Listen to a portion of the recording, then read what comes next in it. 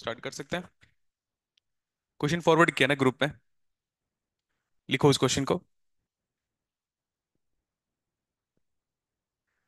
इस क्वेश्चन के थ्रू आपको मैं समझाता हूं कि मैं अब तक पढ़ा क्या रहा था।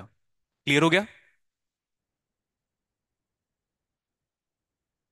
एलेक्जेंडर साडकू में दो न्यूमेरिकल ऐसा है, एक सॉल्व किया हुआ है उन्होंने और एक अनसॉल्व।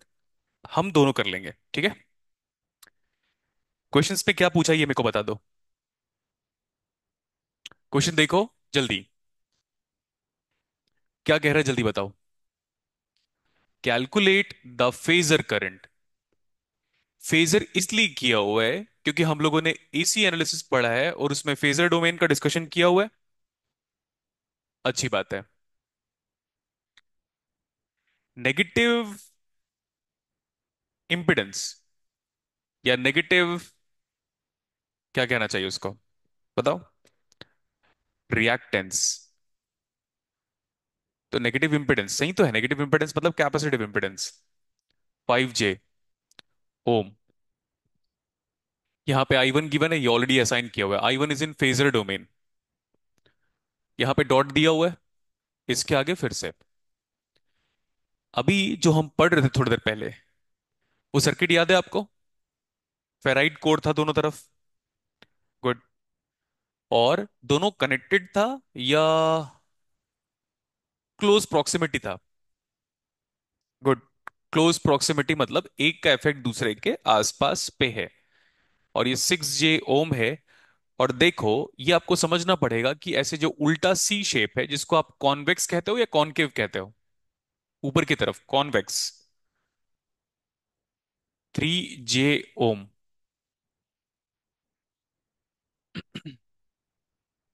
और साथ साथ में I2 का डायरेक्शन भी गिवन है।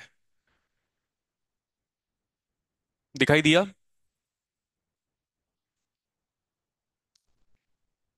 Z हमारा एक कॉम्प्लेक्स क्वांटिटी है।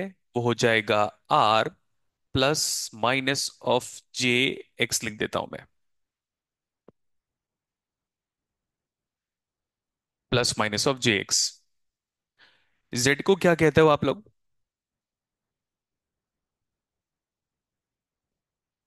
इम्पिडेंस। R को क्या कहते हो? क्या ये रियल पार्ट है? तो real part of impedance becomes what? ठीक है। And imaginary part of impedance becomes, अगर ये प्लस J है तो XL ही होगा। क्लियर है?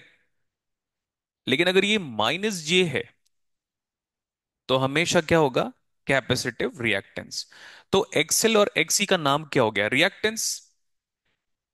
XL और XC को हम लोग कंबाइनली क्या कहते हैं? रिएक्टेंस हमेशा फेज ऑफर करेगा। तो फेज ऑफर करने की वजह से ही प्लस माइनस आयोटा है। और अगर याद नहीं आ रहा है तो 1/CS याद आ रहा है? सोचो, 1/CS। एस बराबर जे ओमेगा, तो आ गया 1/J ओमेगा C। तो ऊपर चला गया आयोटा आपका। आयोटा मतलब J। और what about impedance representation of inductor? LS। तो J ओमेगा L। तो ठीक है, प्लस J ओमेगा L। तो सही है इतना। आगे देख लो। G क्या होता है? कंडक्टेंस। G क्या होता है? कंडक्टेंस। तो G और R में कैसा रिलेशन है? 1/। और 1/X क्या होगा? 1/ कोई भी X। ससेप्टेंस को मैं S से लिख दूं। SUSCEPTANCE। हो गया इतना। और Y क्या होता है? It's reciprocal of Z। Y is defined as reciprocal of impedance, that means it's corresponds to. ये सारी बातें आपको याद होना चाहिए। ये जनरली लोग भूल जाते हैं, ये याद नहीं रहता कि वन अपॉन रिएक्टेंस क्या होता है बेटा? ससेप्टेंस। ठीक है। इक्वेशन देखें अभी। अगर ये कॉस और साइन होता तो फेजर में कन्वर्ट करते हम, बट ये तो ऑलरेडी फेजर में कन्वर्ट करके दे ही चुका है। यहां पे केवल लगा रहा हूं। प्लीज ध्यान से देखो, नेक्स्ट न्यूमेरिकल आपको करना होगा। बताओ कितना आ जा रहा है? 12 एंगल 0 ना? तो 12 एंगल 0 क्यों लिखूं मैं? 12 ही है वो तो। इज इक्वल टू,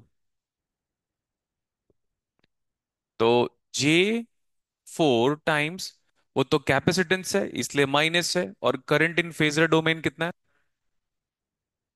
यहां चलो, +5J × I1। म्यूचुअल इंडक्टेंस है कहाँ? ये दिया हुआ है। ऐसे ही दिया रहेगा एग्जाम्स में भी, ये अलेक्जेंडर साडिको का रिप्रेजेंटेशन है। इधर देखो, इसमें करंट का डायरेक्शन देखो। मेरे पहले बताओ कहां पहुंचा मैं? देखो मेरा पेन, डॉट, फिर, अरे देखो ना, पहले किसको टच कर रहा हूं मैं? फिर कॉइल को। डॉट टू कॉइल जा रहा हूं मैं। मेरा I1 करंट जा रहा है डॉट और फिर कॉइल। I2 देखता हूं मैं। पहले कॉइल और फिर adding nature, opposing nature. Opposing, यही पढ़ाया था मैं थोड़ी देर पहले। देखना, दोनों में डॉट में करंट एंटर कर रहा था, पहला वाला सर्किट आई गेस। दोनों डॉट में करंट एंटर कर रहा था, तो मैंने कहा था एडिंग नेचर। एक में डॉट में करंट एंटर कर रहा था, और एक में डॉट से लीव कर रहा था। पढ़ाया था ना बेटा, डॉट टू कॉइल याद रख लो आप। पहले वाला सर्किट देखना एक बार। करंट I1 डॉट में एंटर कर रहा था, करंट I2 भी डॉट में एंटर कर रहा था। इसका मतलब ये नहीं कि वो कन्वेंशन है, लेकिन कन्वेंशन के पीछे जो फ्लैशबैक में स्टोरी काम कर रही है, वो क्या काम कर रही है पता है? कि दोनों में फ्लक्स का डायरेक्शन सेम है, जिसकी वजह से इफेक्टिव फ्लक्स बढ़ रहा है। और अब आप कह रहे हो एडिंग नेचर। एडिंग का मतलब जानते हो ना? Assistant. Adding nature, helping nature. तो दोनों एक दूसरे को हेल्प कर रहे हैं वोल्टेज को बढ़ाने में, इसीलिए प्लस। इसमें मैं जा रहा हूं, I1 जा रहा है डॉट टू। चलो बताओ, तो +M या -M? क्या आएगा? -M। पढ़ो, -M कितना है? 3J -M। But mutual inductance is then ability of this coil to induced EMF in this coil. ठीक है, वैसे ही mutual inductance of this coil is an ability of this coil to induced EMF in this coil. तो जब यहां पे जो voltage निकाल रहे हो, वो I2 की वजह से निकालोगे या I1 की वजह से निकालोगे? फिर वही कंफ्यूजन। देखो, जब आप इसको ले रहे हो ना, तो ये है सेल्फ इंडक्टेंस। तो सेल्फ इंडक्टेंस I1 की वजह से आएगा। लेकिन इसमें सिर्फ इसी का इफेक्ट है या M का भी इफेक्ट है? तो उसका इफेक्ट को देखने के लिए बगल वाली कॉइल पे जाओ। अब बगल वाली कॉइल में देखा करंट फिर जा रहा है वो कॉइल टू डॉट, इसमें जा रहा है डॉट टू कॉइल। तो हमने कहा अपोजिंग नेचर, इसीलिए यहां पे क्या लग गया। लेकिन जब आप करंट लोगे हो इसमें, देखोगे उसका करंट, तो इंटू dI2/dt। बट क्योंकि आप ऑलरेडी ले चुके हो ये फेजर डोमेन पे, इसीलिए सीधे क्या बनेगा? I2। हो गया, कुछ नहीं बचा। वहां चलो, ऐसे अप्लाई करें KVL। 12 इंटू करंट कितना है? I2। इधर चलो, पहले लिख लो आराम से। +6J या J6 इंटू, ठीक है, अब +M और -M ही आएगा। तो मैं इसमें हूं ना, तो मैं यहीं पे पहले आ जाओ, ऐसे खड़े हो जाओ। आपका करंट जा रहा है पहले कॉइल, बाद में, हाँ, ये इसका है जो कि आप लिख चुके हो, दिख रहा है। अब यहां पे आ जाओगे तो आप बोलोगे अच्छा करंट इसमें तो I1 है, तो इसको लूंगा मैं। बट बिहेवियर चेक करता हूं।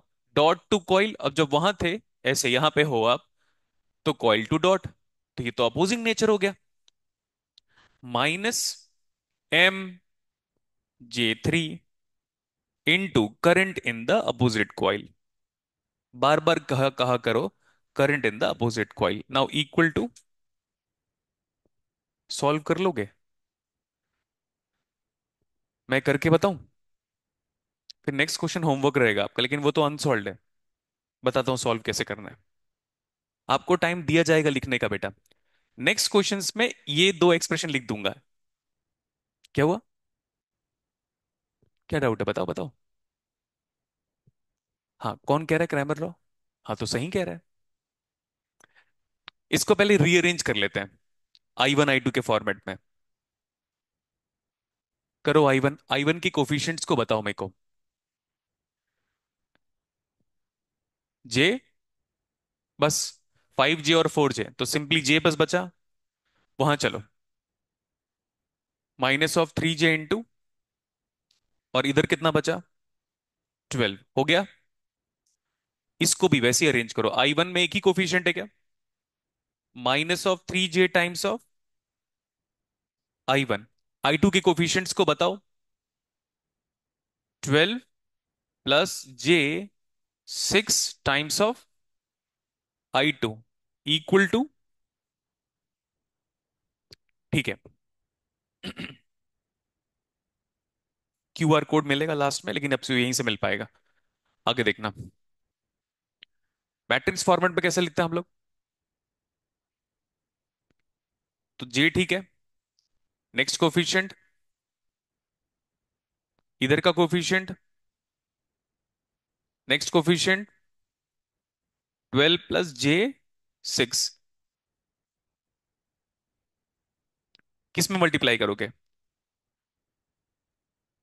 I1 I2,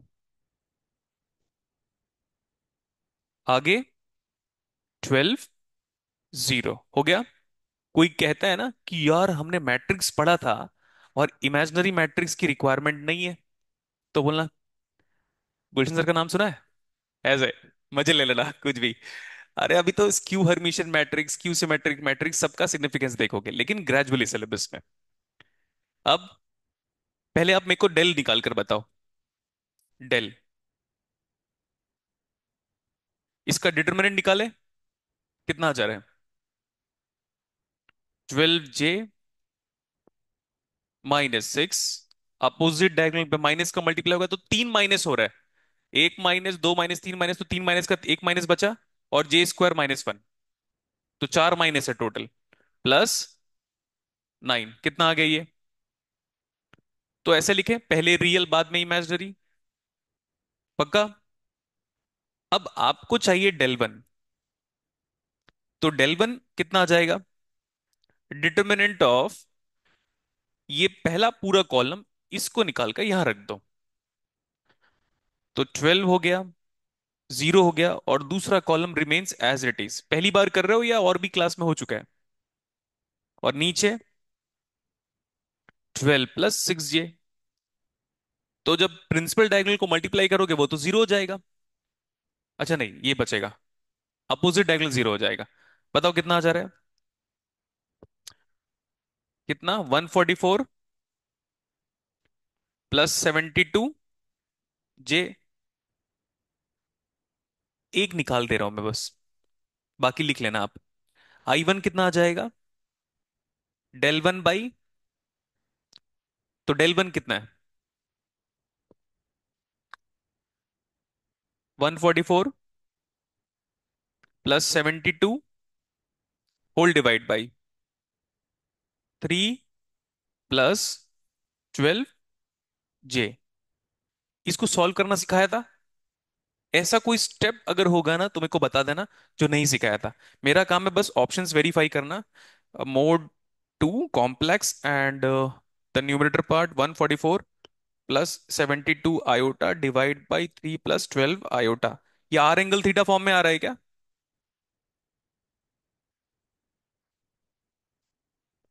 कितना आ जा रहा है ये? 13.01 एंगल -49.39, मतलब 49.4। तो ऐसे वो भी कर लोगे। Start writing, house the numerical.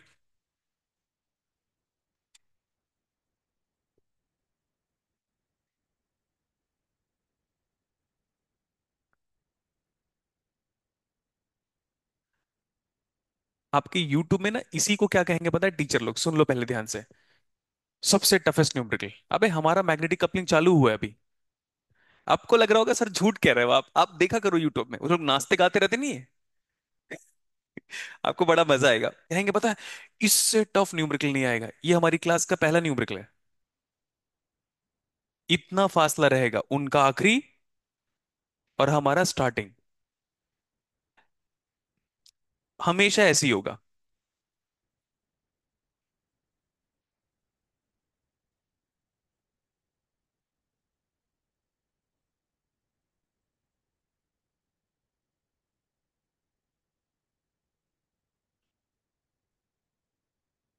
और बेटा प्लीज ना, नेक्स्ट टाइम पे क्रैमर रूल आप ही को करना होगा। मैं एक एक बार और करा सकता हूँ मैक्सिमम, लेकिन क्रैमर रूल पे लाके छोड़ दूंगा मैं। आपको लीनियर अलजेब्रा मैं ही पढ़ाऊंगा। मैथ्स पूरा कंप्लीटली मैं ही पढ़ाऊंगा। इस बार मैंने एलए नहीं पढ़ाया था उन लोग को।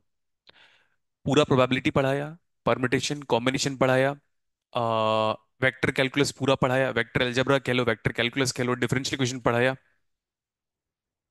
और क्या टॉपिक रह गया? कॉम्प्लेक्स, कॉम्प्लेक्स पढ़ाना है उन लोगों का, बचा हुआ है अभी। इसमें आंसर गिवन है 13.01 at an angle of minus of 49.39, exactly हमारा भी वही आंसर है।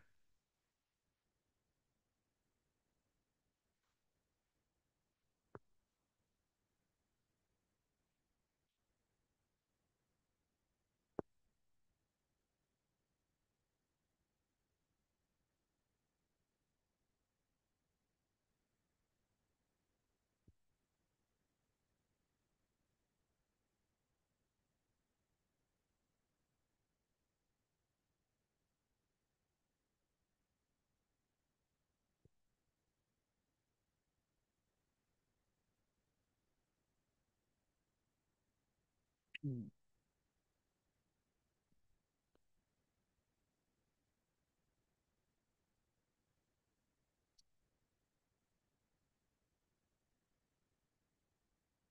छुट्टियां कितने दिन की आप लोग की अभी?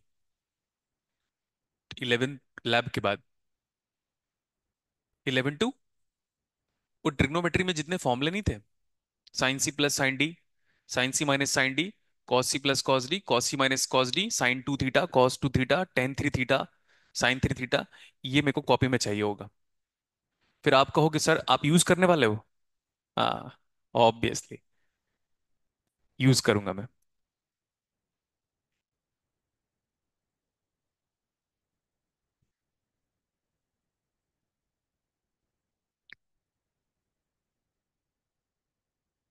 7 to 8:30 पॉसिबल है। और कॉलेज कितने बजे भागना है? मैं 8:30 ऑफ कर दूंगा बेटा। हाँ तो सही है, 8:30 ऑफ कर दूंगा। तो अगर आप ब्रेकफास्ट भी करके वहां से कहीं ब्रेकफास्ट करते हुए भी अगर कॉलेज पहुंचोगे तो 9:15 पहुंच जाओगे आप।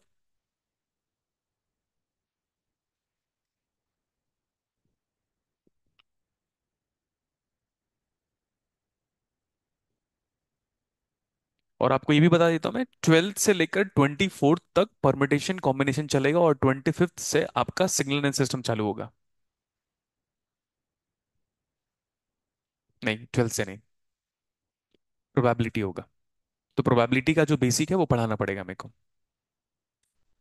NCR into R factorial is equal to NPR, वो सब।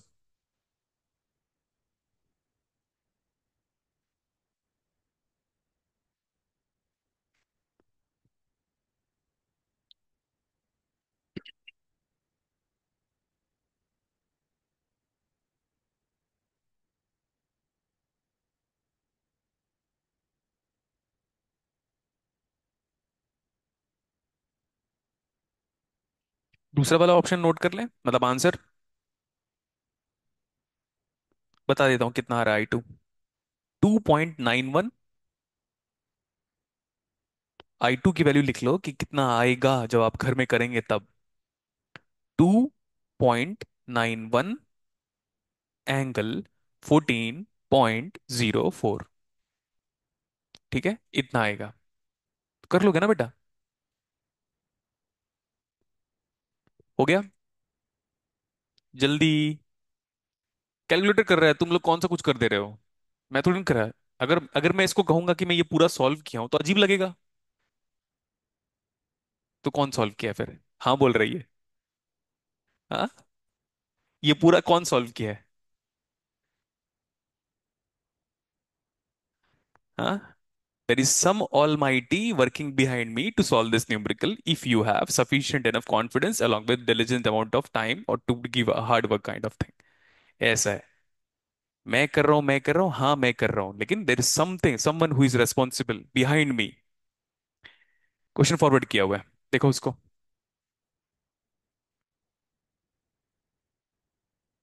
फॉरवर्ड किया ना ग्रुप में। हम्म। नहीं है। क्या कर रहा है? तेरा फोन स्लो है। क्वेश्चन नोट करो फटाफट।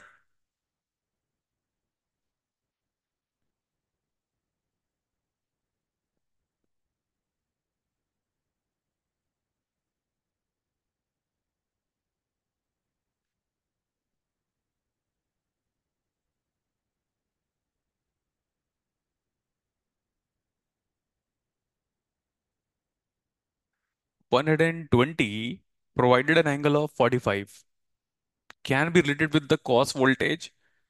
ठीक है। तो जिसका 120 मैग्नीट्यूड होगा और 45 डिग्री फेज होगा। ये J8 है और होना भी चाहिए क्योंकि कॉइल का मतलब होता है इंडक्टेंस। करंट का डायरेक्शन गिवन है I1। आप एलेक्जेंडर साडुकू में देखोगे ना तो they have initially reduce the circuit. हम रिड्यूस नहीं करेंगे, हम डायरेक्टली करेंगे।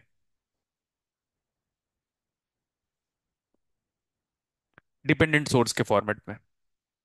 वही तो है डिपेंडेंट सोर्स। हम भी करेंगे लेकिन दूसरे वे में, जहां नीड होगा वहां पे। You are being asked to determine और to calculate the voltage across,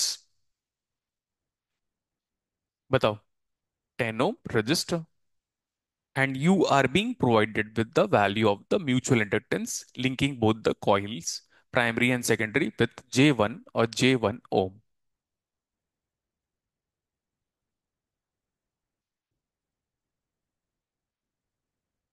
हो गया। सॉल्व करें।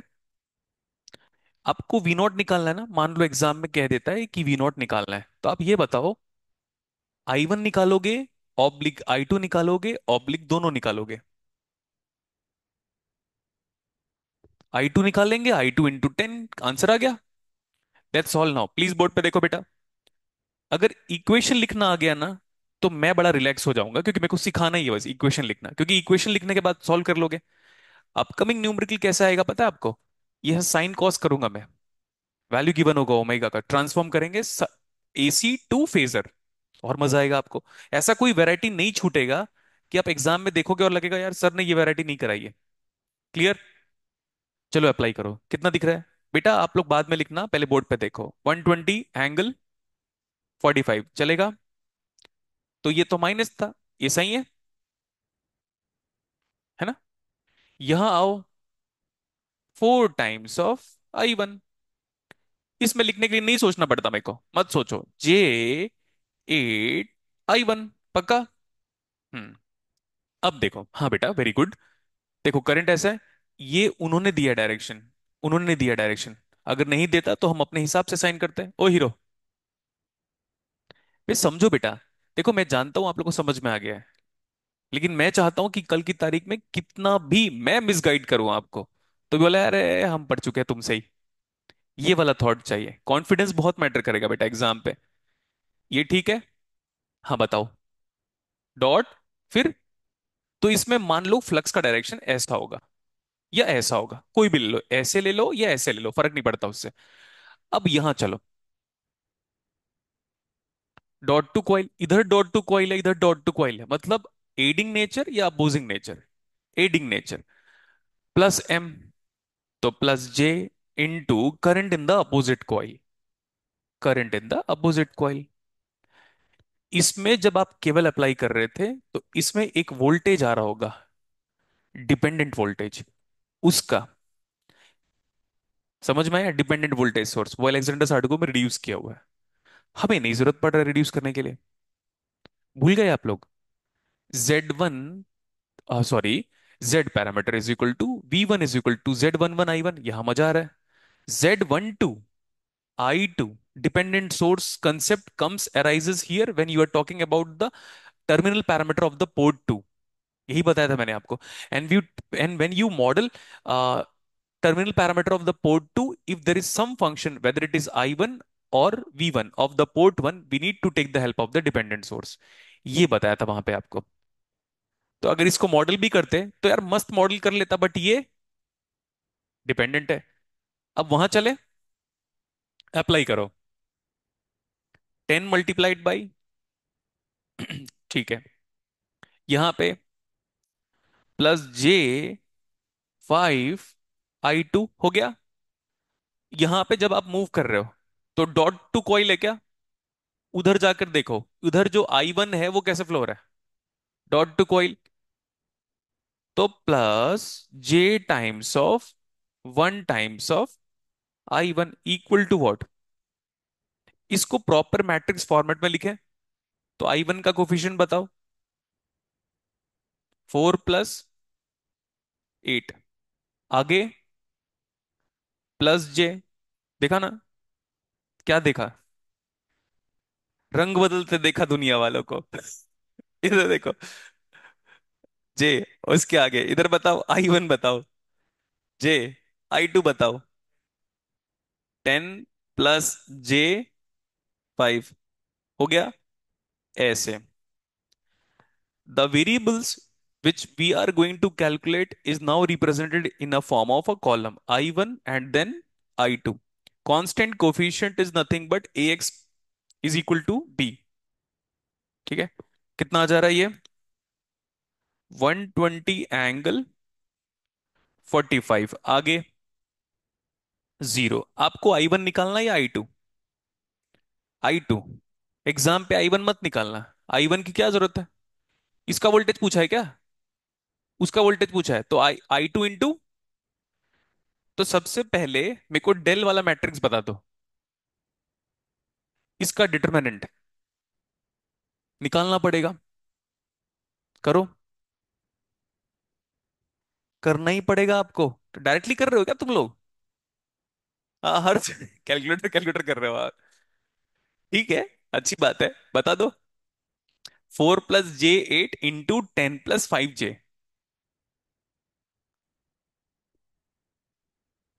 मेरे को लगा मैनुअली करोगे आप लोग। करना पड़ेगा मेरे को कि आप लोग कर लोगे?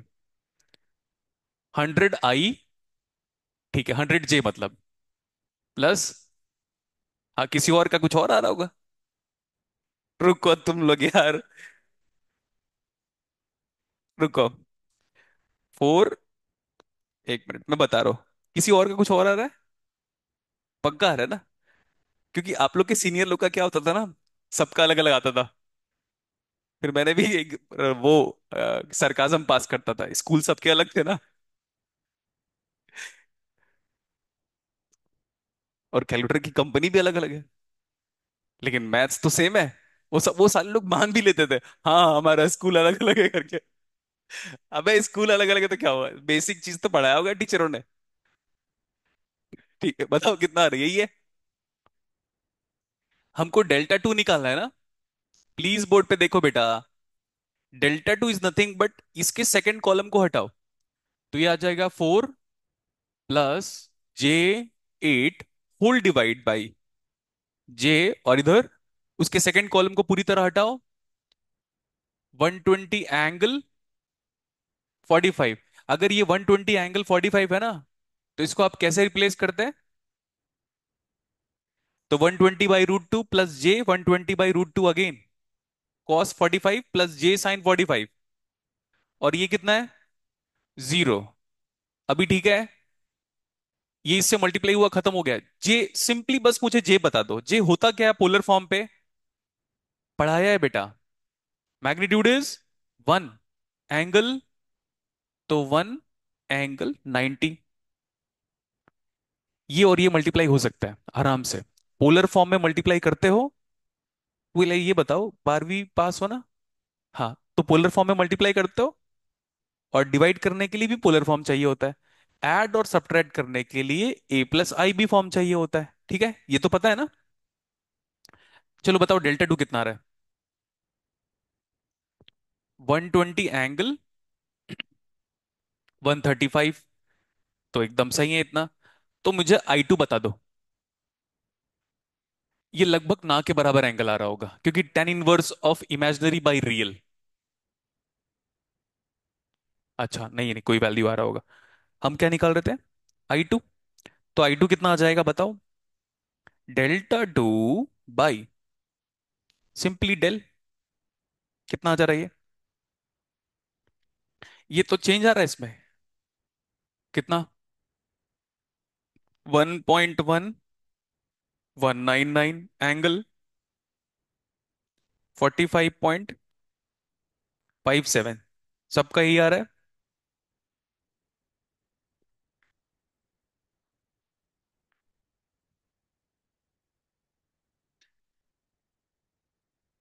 ये हमारी क्लास का दूसरा न्यूमेरिकल है, मैग्नेटिक कपलिंग का। आ गया। तो V0 बताओ। हाँ, तो वो बताओ। That means 12। एंगल कितना आ रहा है? 45 पॉइंट। उसमें आंसर कितना दिया हुआ देखना आप।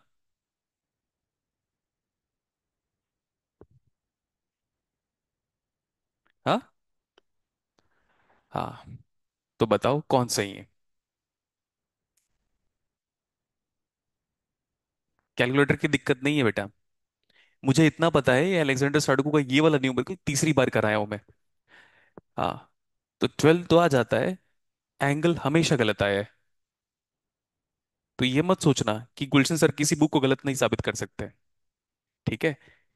कंसेप्ट को भी गलत साबित कर दूंगा। एंगल ना उसका नहीं। एंगल वो जो दिया है वो तो कभी नहीं आया। ठीक है। मैं ये कह सकता था एग्जैक्ट ये 45 आता तो मैं कहता थोड़ा बहुत, लेकिन मुझे अच्छे से पता है कि इसका मैग्नीट्यूड तो मैच कर जाता है अलेक्जेंडर साडुको का। फेज नहीं मैच करता। ठीक है। तो फॉरेन ऑथर में भी गलतियां हो सकती है, बट ये गलतियों को मैं कंसिडर इसलिए नहीं करता क्योंकि वो बहुत ज्यादा कंसेप्ट ऑलरेडी पढ़ा चुका रहता है। House the numerical. और याद रख लेना, अलेक्जेंडर साडुकू को अगर कोई गलत साबित कर सकता है तो वो आपके सर है, बाकी इंडिया में तो किसी की हैसियत नहीं है। क्योंकि वो तो बुक ही नहीं को ओपन करेगा। हम पता है बुक के कौन से पेज में है? 560 पेज में है। और वो स्टार्टिंग पेज याद रखो आप। हम बुक के 560 पेज में है अभी। वो सीक्वेंस बाय सीक्वेंस पढ़ा है मैंने आप लोग को। और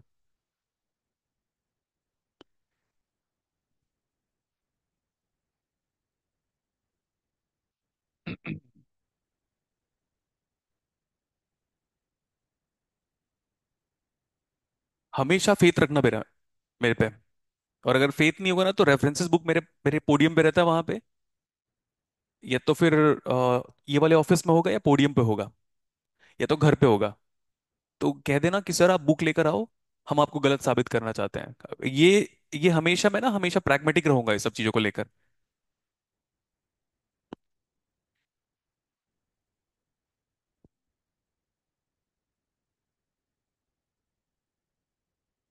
हम्म। आप लोग का इस सेमेस्टर में सिग्नल सिस्टम है? आपका भी? सबका? ठीक है।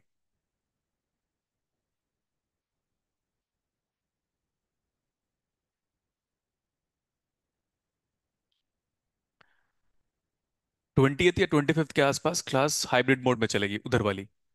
लेकिन तुम लोग क्लास आओगे। फीवर है, बहुत क्राइसिस आ गया, इमरजेंसी है, तो मेरे को पहले मैसेज आएगा। उसके बाद क्लास में गोल रहोगे। हाँ, मतलब by the end of this month कहता हूँ बेटा। मैं अभी हैदराबाद जाऊंगा 2 दिन के लिए। उसके बाद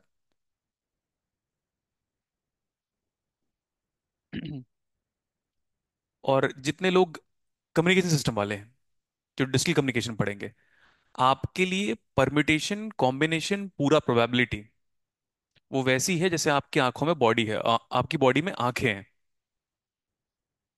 और next one is signal system. मैं आपको नहीं समझा सकता कि सिग्नल एंड सिस्टम कितना इंपॉर्टेंट है कम्युनिकेशन के लिए। और मैं आपको ये अभी नहीं समझा सकता कि पूरा probability, right from permutation, combination, classical probability, conditional probability, that means Bayes theorem, फिर रैंडम वेरिएबल, रैंडम प्रोसेस, और उसके बाद फिर इंफॉर्मेशन थ्योरी, इतना ज्यादा रिलेटेड है ना टॉपिक। और आपको पता है, ऐसा नहीं कि बहुत एकदम 30 मार्क खान कैलकुलेशन है, इतना कैलकुलेशन नहीं है वहां पे। जितना हम यहाँ पे टाइम टेकिंग प्रोसेस है ना, यहाँ पे दिख रहा है, इतना टाइम टेकिंग प्रोसेस वहां पे नहीं रहेगा बेटा, वहां पे जल्दी आंसर आ जाएगा। वो शर्त ये है बस, वो 3 4 स्टेप सोचने के लिए आपको वक्त लगेगा। इसके बाद बेटा परम्यूटेशन कॉम्बिनेशन, 2 टॉपिक पहले पढ़ाऊंगा मैं, और उसके बाद जब भी मैथ्स होगा तो आप लोग का प्रोबेबिलिटी होगा। ये हो गया। डेल्टा टू कितना आ रहा है? माइनस, फिर भी 45 नहीं आएगा। इसको गलत कह रहे हो क्या? ये इससे मल्टीप्लाई हुआ तो ये तो माइनस होगा ना। हाँ, तो मल्टीप्लाई करके बताओ एंगल कितना आ रहा है। -90।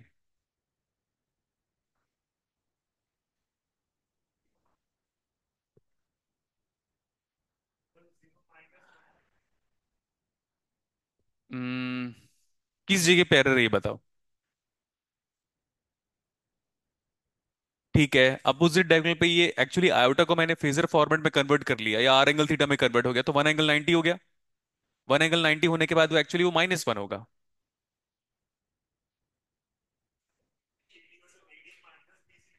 हाँ तो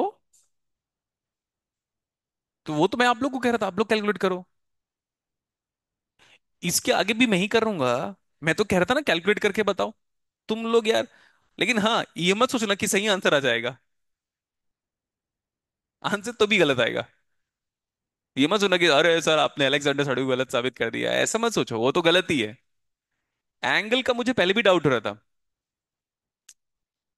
-j से मल्टीप्लाई करोगे तो -j का एंगल कितना आ जाएगा? -90। इधर देखो यार तुम लोग, देखो मैं मैनुअली कर रहा हूं। कितना ये? 120 एंगल 45, माइनस आयोटा मल्टीप्लाई होगा उसमें। बट माइनस आयोटा में दिक्कत ये है, तो माइनस आयोटा को पहले आर एंगल थीटा में कन्वर्ट करना, माइनस ऑफ आयोटा को पोलर फॉर्म में कन्वर्ट करना, कितना आता है? Magnitude is r, that means 1। Angle कितना लोगे? -90 लेना है या 270 लेना है? जो लेना है, जो लेना है वो बताओ। -90 लेना है, ठीक है, अच्छी बात है। करो मल्टीप्लाई। 120 एंगल -45, ये कौन सी वैल्यू है? Delta two. उसको इससे डिवाइड करना, ये, दैट मीन्स ये आ जाएगा 120, और एंगल आ जा रहा है -45, और डिनोमिनेटर का जो एंगल है वो कितना है? मैग्नीट्यूड कितना आ जा रहा था इसका? अप्रोक्सीमेटली 10, 100, √100² + 1 स्क्वायर, तो 100 ही तो आ रहा है अप्रोक्सीमेटली। और एंगल बताओ, एंगल कितना? tan इनवर्स ऑफ 1/100/1, प्लस और माइनस, +89.42। अभी भी देखो आंसर गलत है। हाँ, एंगल गलत कैलकुलेट करते हैं, लेकिन स्टिल अलेक्जेंडर साडुकू का एंगल अभी भी गलत है। 3 4 महीने के बाद ना इतना जोर से डांटूंगा ना, भग जाओगे यहां से। ये सब कैलकुलेशन अगर एरर हुआ तो गेट एग्जाम देने वाले हो बे। समझ में आ रहा है? ये अनवांटेड कैलकुलेशन एरर को अवॉइड करो। सर मैं कर सकता हूँ, हाँ मैं कर सकता हूँ, मैं अलाउड हूँ कैलकुलेशन कैलकुलेशन एरर करने के लिए, आपको नहीं करना है।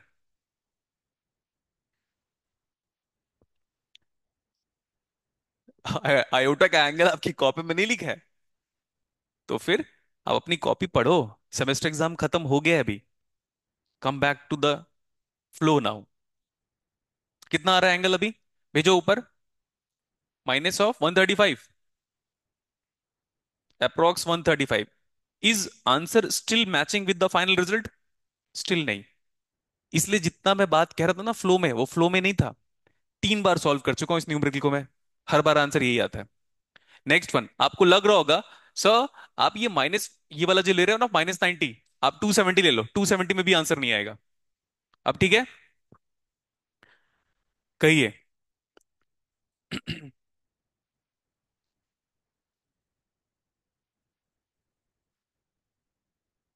ये आपको मजा आएगा। मैश एनालिसिस पढ़ाया हमने आपको। हम्म। मैश एनालिसिस पढ़ाया है तो बताओ। देखो, मैश एनालिसिस पढ़ाने में और न्यूमेरिकल जो आपके सामने अभी रखा हुआ है उसमें कितना डिफरेंसेस आ रहा है। क्वेश्चन लिखो कॉपी में।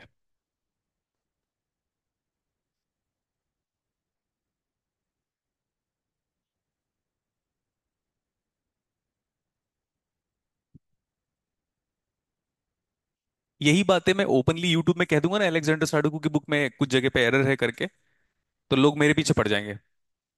क्यों पता है? लोग प्रैग्मेटिक नहीं है, रूढ़िवादी सोच के हैं, रिग्रेसिव थॉट है उन लोगों का।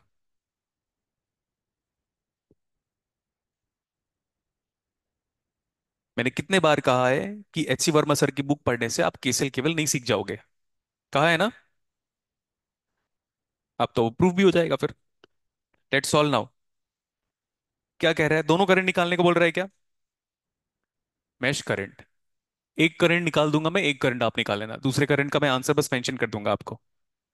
This is 100 ∠0। आगे this is 4 ohm. Capacitive reactance जब भी आपको दिखाई देगा, कैसा दिखाई देगा? नेगेटिव।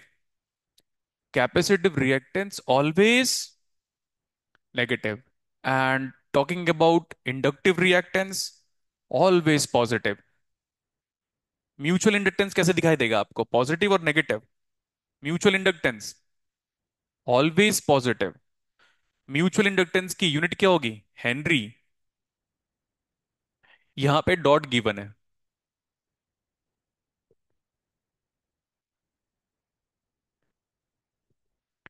यहां पे डॉट गिवन है। And this is J8 Om.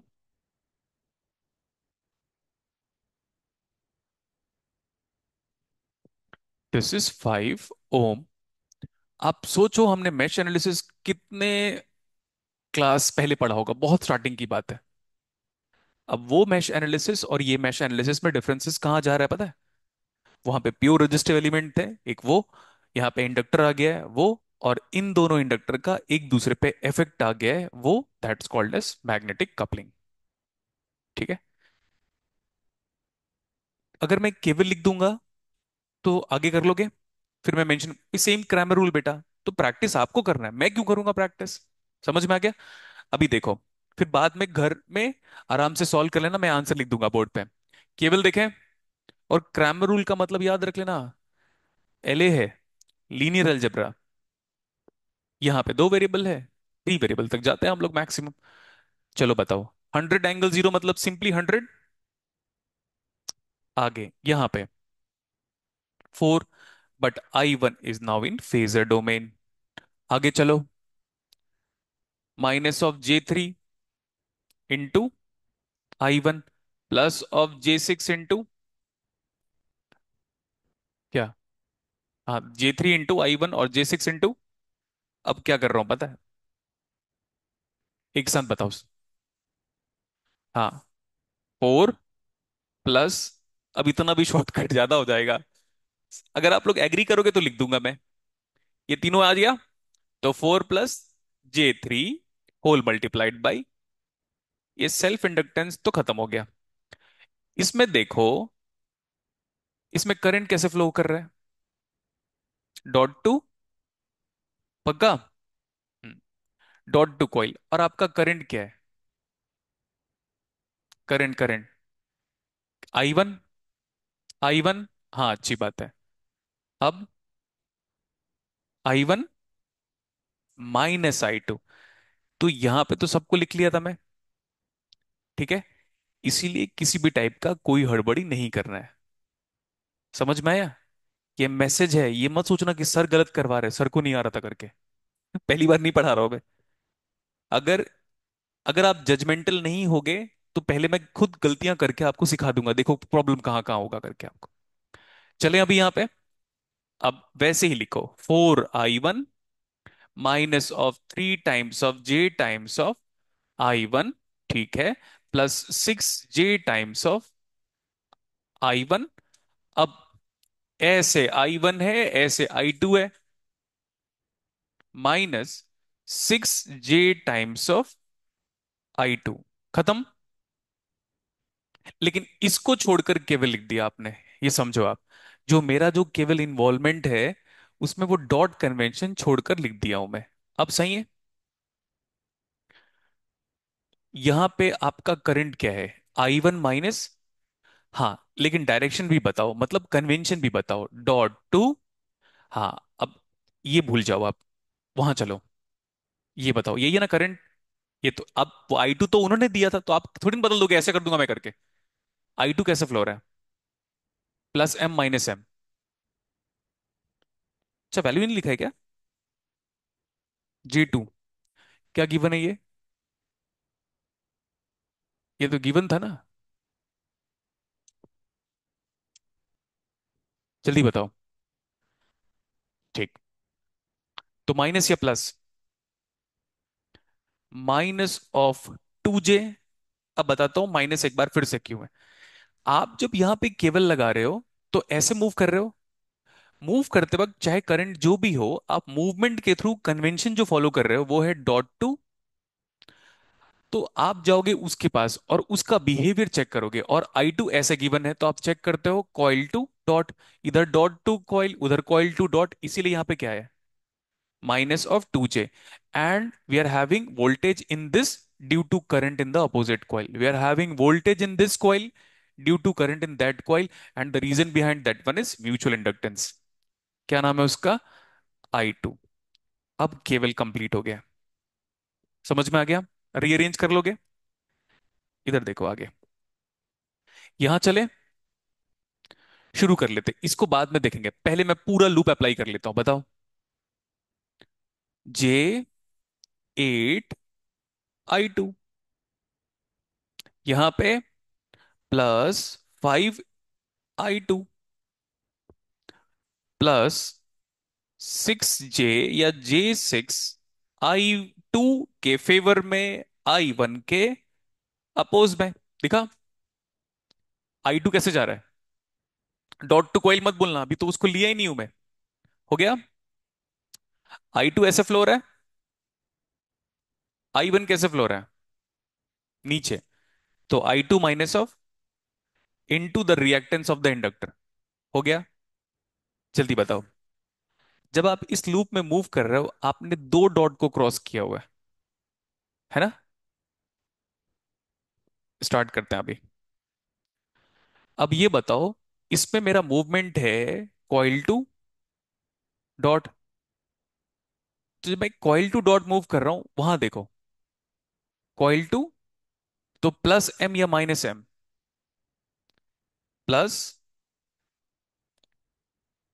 +M।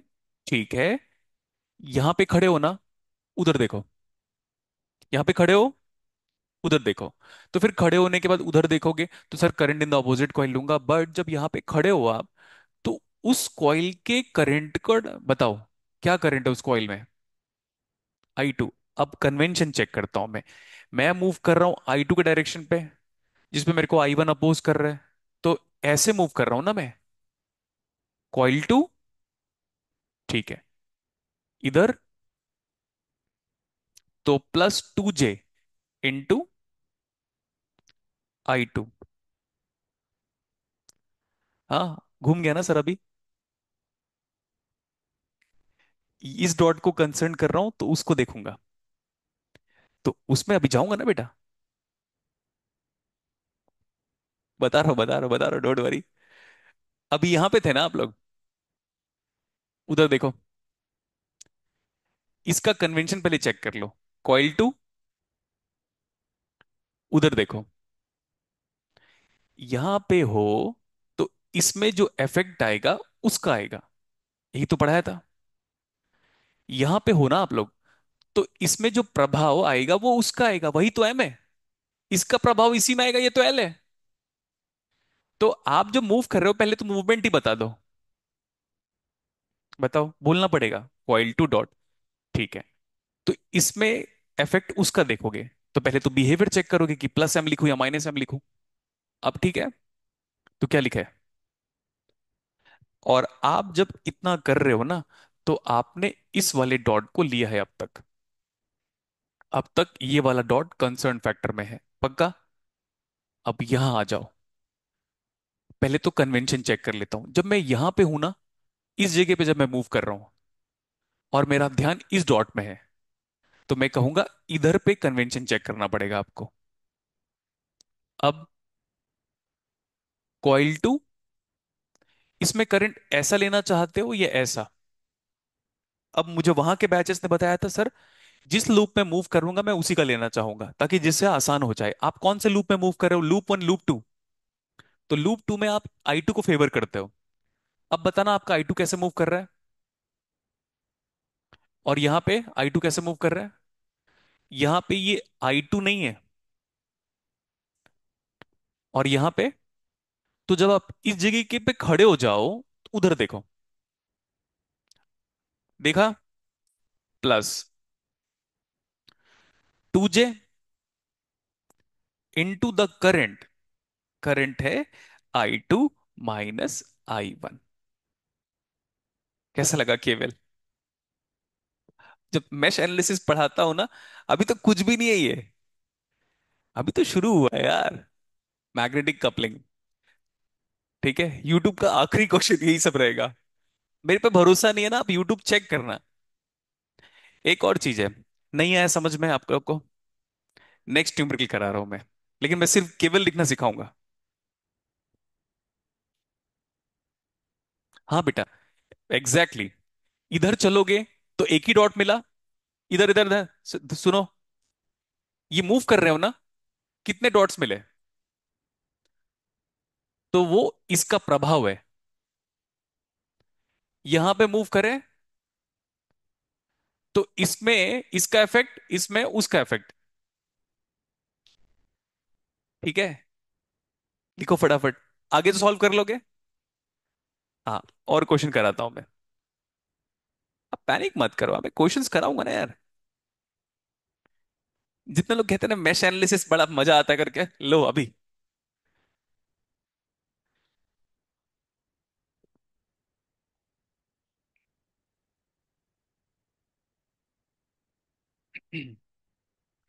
उस डॉट के बदले ट्रायंगल भी यूज हो सकता है, स्क्वायर भी यूज हो सकता है।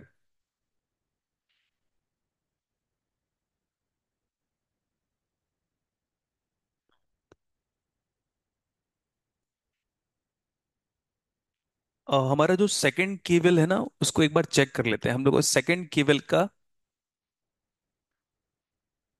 वैल्यू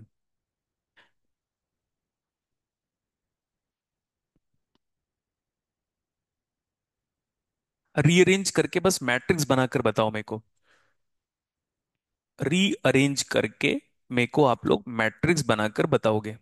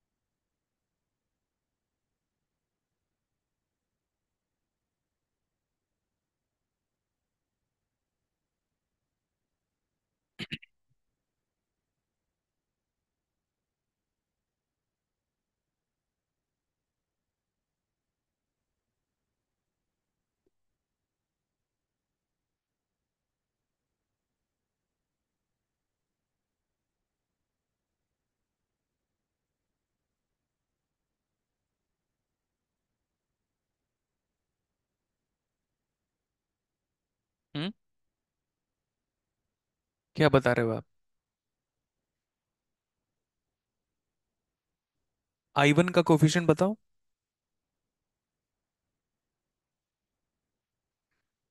मैट्रिक्स फॉर्मेट में कन्वर्ट करने के बाद पहला वाला मैट्रिक्स बताओ, जिसको आप ए मैट्रिक्स के नाम से जानते हो। गुड बेटा, आगे। गुड, ठीक है। और उधर 100। परफेक्ट, आंसर सेम आएगा फिर। बना के बता दूं क्या मैट्रिक्स?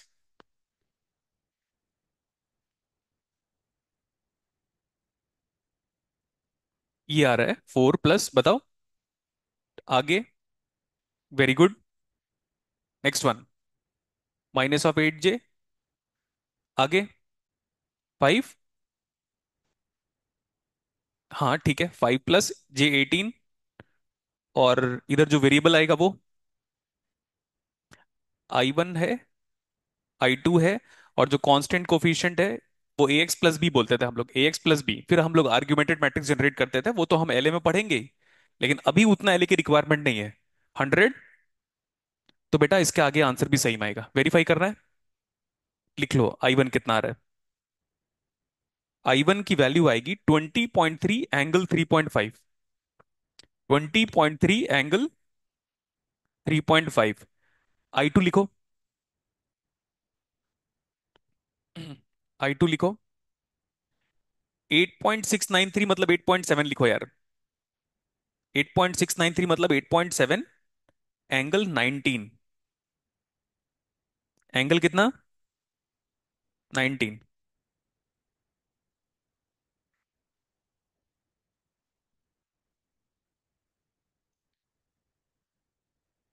अब अनसॉल्व करा रहा हूं मैं। सर्किट बनाओ बोर्ड, कॉपी में। नेक्स्ट न्यूमेरिकल फॉरवर्ड किया हुआ है। कैसा लग रहा है क्लास? अगर दिमाग थक नहीं रहा है क्लास में, तो पढ़ाई नहीं हो रही है। थक जाना चाहिए, तभी तो लगेगा ना भाई कि दिमाग अंडर प्रोसेस है करके। हम्म।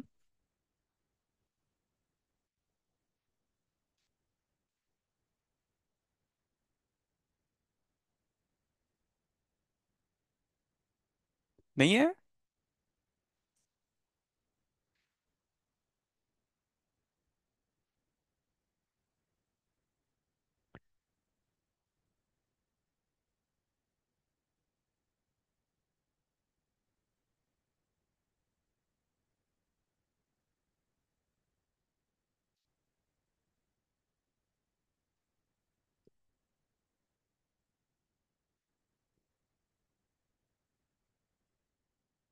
एक का प्रभाव दूसरे में, और दूसरे का प्रभाव, यह इफेक्ट पहले में।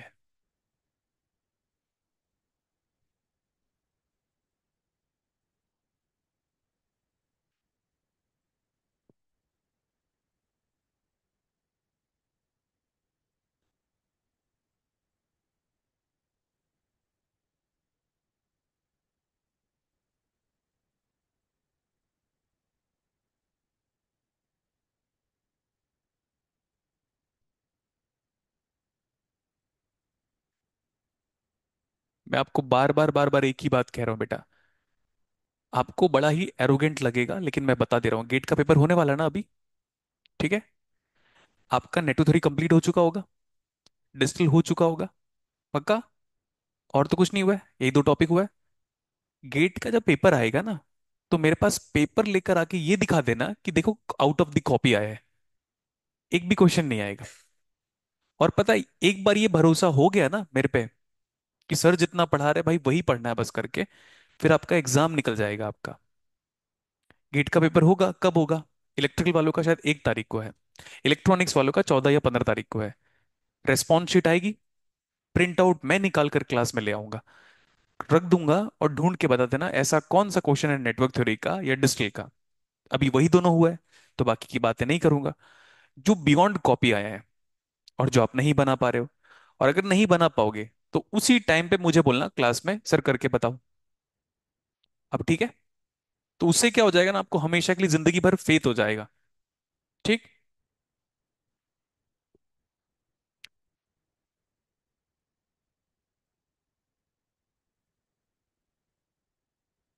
सॉल्व न्यूमेरिकल या अनसॉल्व है ये? अनसॉल्व दिख रहा है वो तो। नीचे आंसर लिख दिया है, आंसर वेरीफाई कर लोगे आप लोग? मैं तो फिर क्या लिखूं, बस बताओ फिर। केवल एम कितना की बने? हाँ, ये देखो ऐसे बताया। केवल स्टार्ट करें। बताओ। दिस इज सिंपली 100 एंगल 60, आराम से, इक्वल टू 5। अच्छा, कहाँ गया I1? ये 5 × I1।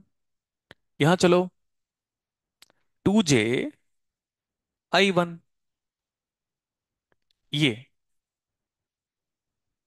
J6, current is I1 -I2। ये हो गया। अब आपने डॉट को छोड़ दिया, ऐसे ही था। अब डॉट को हैंडल करेंगे। तो हम यहां पे जब मूव कर रहे हैं, इस डॉट की बात कर रहा हूं, तो बताओ, कन्वेंशन कहता है डॉट पे पहले, कॉइल बाद में। तो इसकी वजह से फ्लक्स ऐसा हो सकता है, ऐसा हो सकता है। ये फिजिकल सिग्निफिकेंस है। डॉट टू कॉइल, जब आप यहां जा रहे हो और आप जा रहे हो, I1 is in favourable direction, though I know the effective current is given by I1 minus of I2, but still we are moving in the direction of, precisely और prominently in the direction of I1। तो dot to coil, coil two, तो plus M या minus M, minus of J3, इतना लिख लिया। जब आप इस डॉट में ध्यान लगा रहे हो, तो करंट उस डॉट का देखोगे, ठीक है? और माइनस आ गया। हाँ, आप करंट बताओ। ठीक है, I1 माइनस ऑफ I2, ये डॉट खत्म हो गया। अब आप इस डॉट में हो और करंट आपका इस लूप का है, तो करंट कैसे हो रहा है? कॉइल से, कॉइल से डॉट, इधर बताओ। डॉट, ये कॉइल टू डॉट, ये dot to coil, plus M minus M। M की वैल्यू बताओ, -3J। लेकिन यहां हो, उसका करंट देखो। अब तो मुझे लग रहा आ गया होगा, इक्वल टू लिखा हो इधर पे। और समझो, वहां चलते हैं हम, ठीक है? चलो बताओ। -of J4 × I2, यहां चलो, +6J × I2 -I1, सही है इतना? अच्छा, ये तो कोई डॉट नहीं। अब ये डॉट है ना, इस डॉट में फोकस करने का मतलब, आप बगल वाली कॉइल पे जाओ, नीबरिंग कॉइल। हाँ, तो इसमें मूव कर रहा हूं मैं, देखो ऐसे, I2 के डायरेक्शन में। लूप 2 है तो I2 फेवर। तो करंट तो जो भी फ्लो है, चाहे वो I2 हो या I2 माइनस I1 हो, कैसे भी फ्लो रहा है, आपका मूवमेंट देखोगे तो है डॉट टू, इधर भी बताओ, डॉट टू कॉइल, और सेम, मतलब सेम आ गया ना, डॉट टू कॉइल एंड, तो प्लस हो गया M। M कितना है? 3J। लेकिन यहां हो तो उसका करंट देखो, बस खत्म उसके बाद। और कुछ रास्ते में डॉट नहीं मिला आपको। Mutual inductance is an ability of the coil 1 to induced EMF in the coil 2, and likewise versa, vice versa।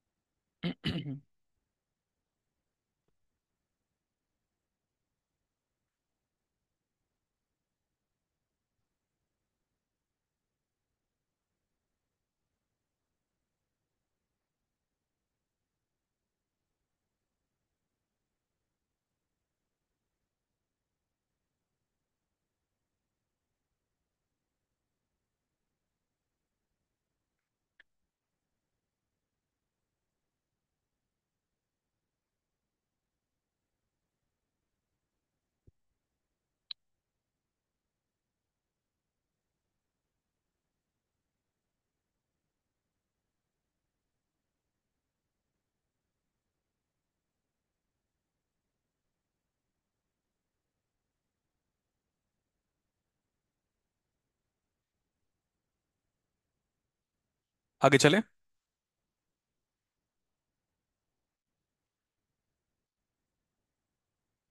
उसमें एक फॉर्मूला यूज कर रहे हैं इस न्यूमेरिकल में। ठीक है। इस फॉर्मूला यूज कर रहा है इस न्यूमेरिकल में। मैं डिराइव करूंगा इसको, लेकिन अभी मेरा कॉन्टेक्स्ट या कंसर्न किसी और चीज को लेकर है। फॉरवर्ड करूं मैं ग्रुप में? बेटा सॉल्व कर लोगे ना क्रैमर रूल से? मेरे को अपने कॉन्फिडेंस में ले लिया करो, हाँ रे सर हो जाएगा, टेंशन मत लो आप करके। Forward numerical, just check. We are going to proceed then. First you have to write the statement of the numerical given. इस बार फेजर डोमेन में नहीं दिया है। किसमें दिया हुआ है? Time domain. कौन से डोमेन में दिया हुआ है? और सुन लो, नेटवर्क हो, डिजिटल हो, सिग्नल हो, कम्युनिकेशन हो, ईडीसी हो या एनालॉग हो, मैथ्स हो, आपको लास्ट तक समझ में नहीं आएगा कि सर का कौन सा सब्जेक्ट स्ट्रांग है और कौन सा वीक है। ऐसे ही करूंगा मैं, बुक्स लेकर आऊंगा। हाँ, लेट्स सॉल्व द न्यूमेरिकल।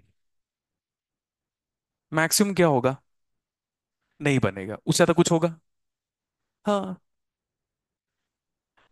उससे सिर्फ ये चीज क्लियर हो जाएगा कि हम और कहां कहां पे मैथमेटिकली, कंसेप्चुअली वीक है।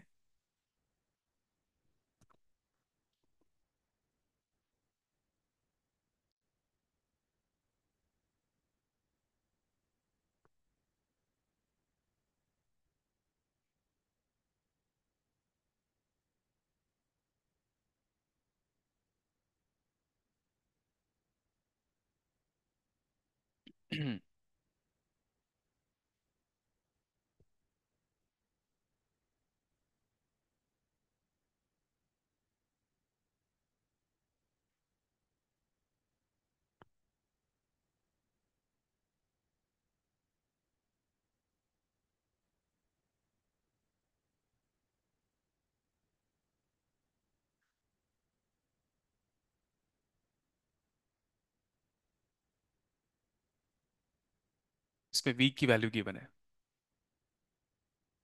V is given to you as 60 cos 40 plus 30 degree. अब अपनी कॉपी का एसी एनालिसिस का फर्स्ट डे याद है आपको किसी को? कितना बेसिक पढ़ रहे थे हम, और वहां से लेकर यहां तक का जो डिस्टेंस ट्रेवल किया हुआ है टाइम में, कंसेप्ट लर्न करने में, कितना अलग है वो। रियल इंजीनियरिंग मैं ही सिखाऊंगा। क्या? अरे कॉम्प्लीमेंट दे रहे हो तो बता दो, और अगर आप कैटास्ट्रोफिकली कमेंट पास कर रहे हो तो भी बता दो। हाँ बताओ अभी। नहीं, कॉलेज में तो पढ़ लिया ना अब तुम नेटवर्क थ्योरी और डिजिटल। हाँ तब तो हो गया ना कंपैरिजन अभी। हाँ तो क्या पाया, क्या खोया?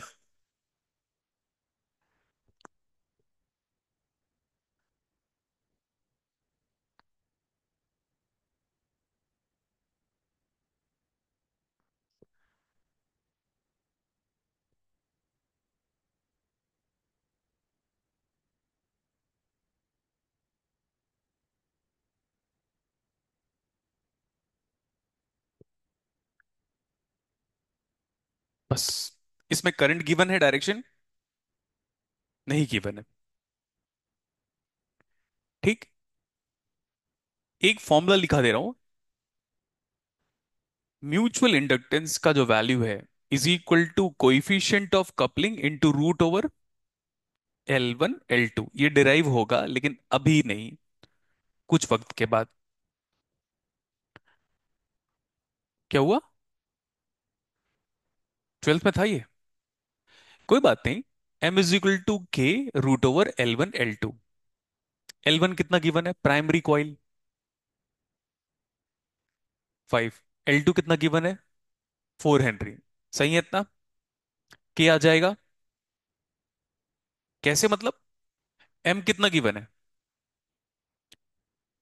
के कोइफिशिएंट ऑफ कपलिंग, के का नाम क्या है? मैं ये नहीं कह रहा हूं नहीं डिराइव करूंगा, करूंगा, लेकिन अभी वो वक्त नहीं आया। आगे 20। तो 5 × 4। आंसर आ गया इससे। के का नाम बताओ। तो अगर लेस देन 0.5 है तो लूजली कपल्ड, ग्रेटर देन 0.5 है तो टाइटली कपल्ड, और 1 है तो परफेक्टली कपल्ड।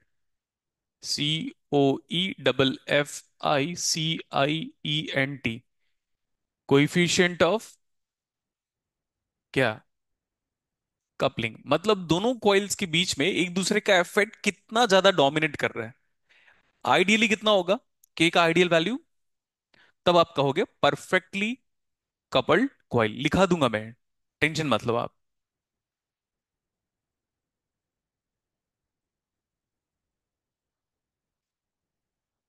ठीक। चलें आगे। फेजर डोमेन पे बात करें।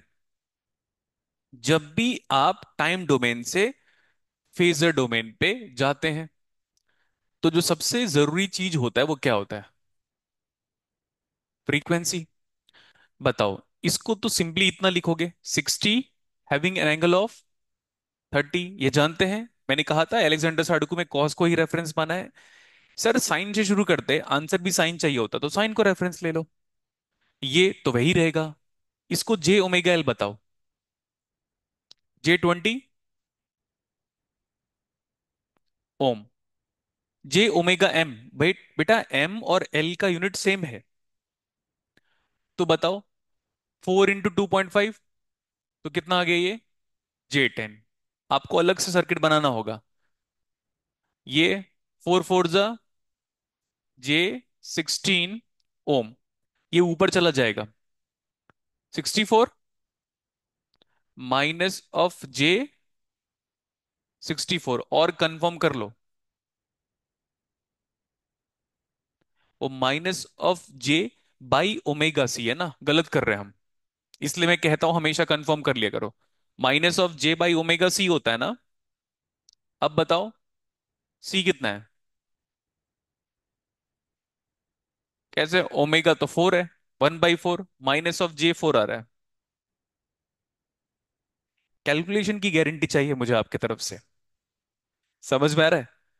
अब अप्लाई करें केवीएल। चलो बेटा, ट्राई करना कि सबको आए समझ में। अगर किसी स्टूडेंट को नहीं आ रहा है तो ये मत सोचो कि मेरे दोस्त को आ गया मुझे नहीं आया। आप इंडिविजुअली पूछ सकते हो। समझ में आया? ताकि घर जाने के बाद सेल्फ प्रैक्टिस कम करना पड़े। चलो बताओ। हाँ, तो माइनस था तो हम लोगों ने लिख दिया 60 having an angle of polar form equal to 10 में क्या करंट है ऐसा? अच्छा ले ले ऐसा। I1 उधर कैसे ले? हम ऐसे लेते हैं ना। सबको तो क्लॉक, सबको एंटी क्लॉकवाइज लेते हैं। तो ये हो गया 10 × I1। अब यहां जाओ। ये I1 था प्लस J20 I1। क्लियर है? आओ देखो यहां पे आपका करंट जा रहा है डॉट टू, तो उधर जाओ। Opposite coil, opposite coil, current in the opposite coil. Dot two plus M, plus M, plus M, plus J10 current in the opposite coil. हो गया, क्योंकि एक ही डॉट को क्रॉस करके वापस आ गए आप। अब चलें उधर। यहां से शुरू करो, ये ठीक है। -J4 × I2। यहां चलो पहले इसको देखो, ये सही है। +J16 × current S I2। जब आपका मूवमेंट देखते हो तो डॉट टू कॉइल, यहां देखो तो प्लस एम, तो that is J10, but the current is going to be taken from the opposite coil, J10 into equal to 0। हो गया, खत्म। हाँ, I1 I2 कितना आएगा, सॉल्व कर सकते हो? हमारे पास टाइम है ना अभी, 5:30 क्लास है सर की।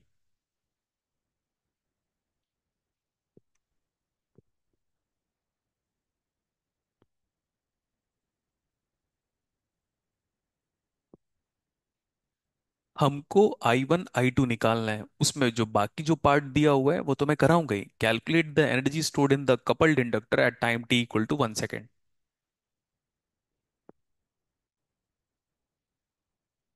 We are going to derive the formula of mutual inductance, relation of mutual inductance and coefficient of coupling।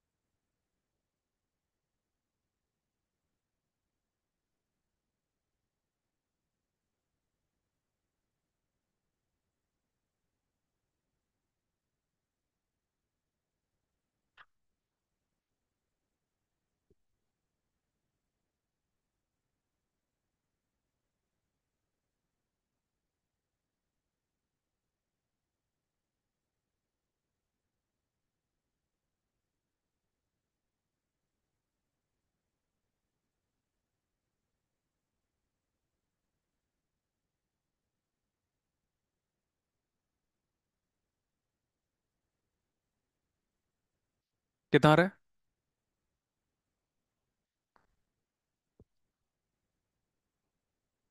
I1 three, I1 is 3.905 angle 19.4। ठीक है, यही आ रहा होगा आप लोग का।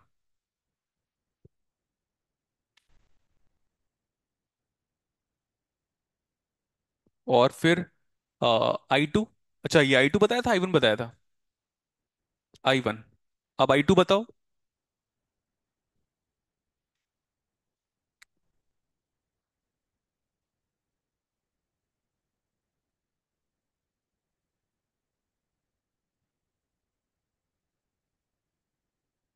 मैंने क्रैमर रूल के बहुत न्यूमेरिकल कराए थे बेटा। आई गेस मुझे लग रहा है 3 × 3 भी कराया क्या, मैट्रिक्स फॉर्मेट? एक दिन हुआ है किसी ना किसी क्लास में, ऐसा हुआ है कि उन लोग कैलकुलेशन देखकर ही थक गए थे।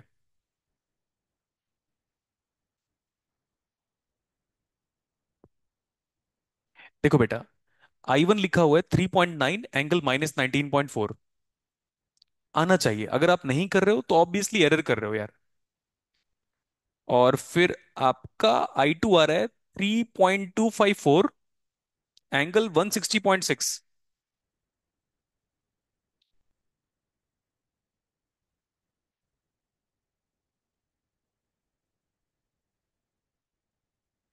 एक काम कर रहा हूं मैं, छोड़ो। मेरे को ना किसी पे ट्रस्ट नहीं है। समझा अभी? मेरे को किसी पे ट्रस्ट नहीं है। समझ गए? वाह, बहुत तेज हो यार। चलो, अब मैं सॉल्व कर रहा हूं इसके आगे क्वेश्चंस को। एक फॉर्मूला और बताऊंगा बेटा। वो फॉर्मूला नहीं डिराइव करूंगा, इट्स अ लेंथी डेरिवेशन, लेकिन हाँ, we are going to derive this formula in the upcoming classes, right?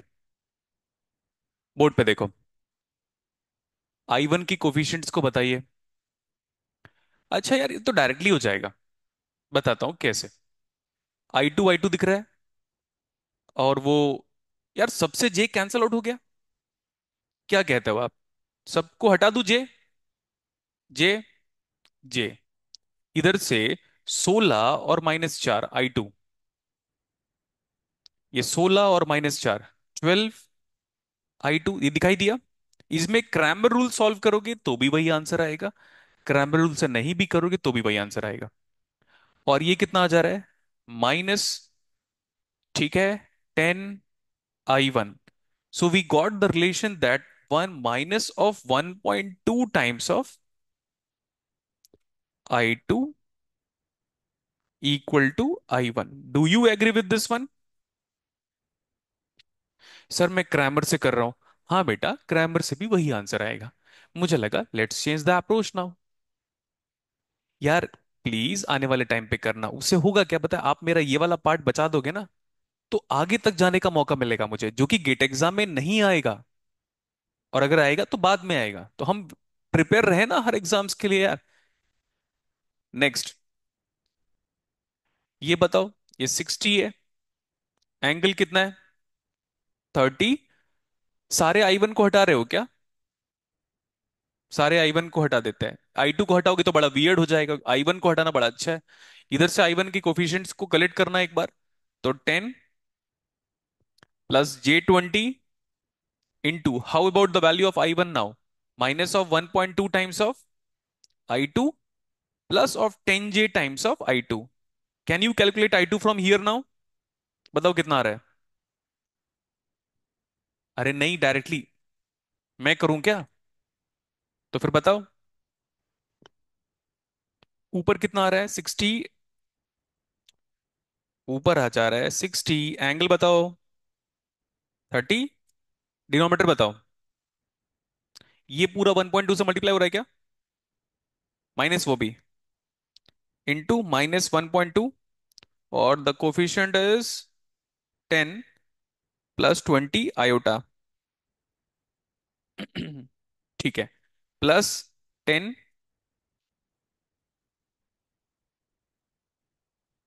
I2 कितना आ रहा है? एंगल मेरा 100 आ जा रहा है।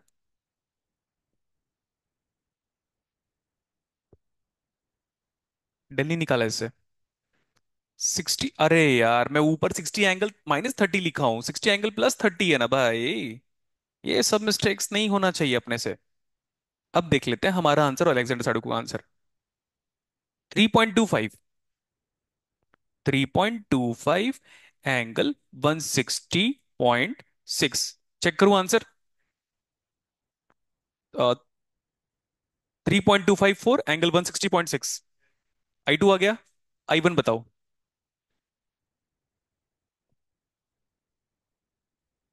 I1 कितना आ जा रहा है इस आंसर में? ये I2 है ना? कितना मल्टीप्लाई करो? कितना आंसर आ रहा है? 3.9 एंगल -of 19.4। चलेगा?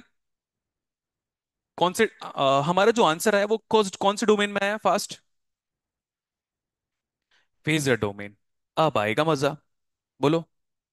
अरे कहो ना अभी मजा आएगा करके।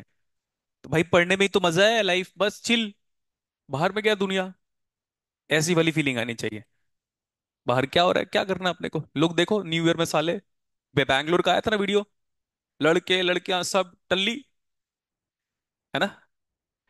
इन लोग का मन करेगा ना तो मुजरा भी करेंगे एक टाइम के बाद रोड में खड़े होके। समझ में आया, वो मुजरा जिस पेड मुजरा नहीं है, ये फोकट का मुजरा है। ये देखो यार, भगवान ने ना मतलब बहुत ही ब्यूटीफुल बनाई थी हमारी दुनिया। इंसान जब से पैदा हुआ है ना, कचरा कर दिया पूरा। I2 बताओ, इन टाइम डोमेन 3.25। आगे, सर कॉस से शुरू किया था ना आपने किस्सा, और फ्रीक्वेंसी बदलता है, कभी नहीं बदलेगा फ्रीक्वेंसी। आगे कितना था फ्रीक्वेंसी, 40। 40 + 160.6 डिग्री। आगे I2, अब ये I1 है, ये मैग्नीट्यूड बताइए। 3.9 कॉस 40 -19.4 हो गया। अब मान लो एग्जाम पे आपको आता है कि मुझे आप I2 करंट निकाल कर बताओ, कितने टाइम पे, 1 सेकंड पे। क्या निकाल कर बताओ?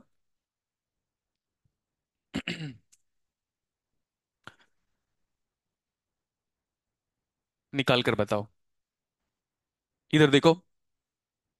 I2 निकाल रहा हूं कब, जल्दी बताओ, निकाल कर बताओ।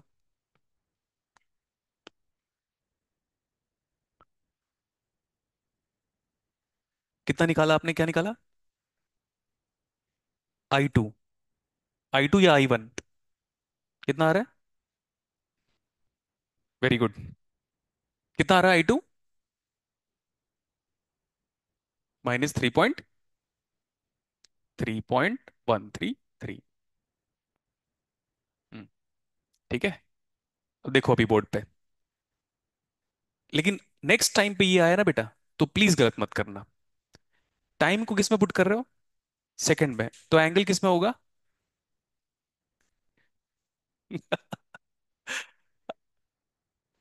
तो पहले इसको रेडियन में कन्वर्ट कर लो।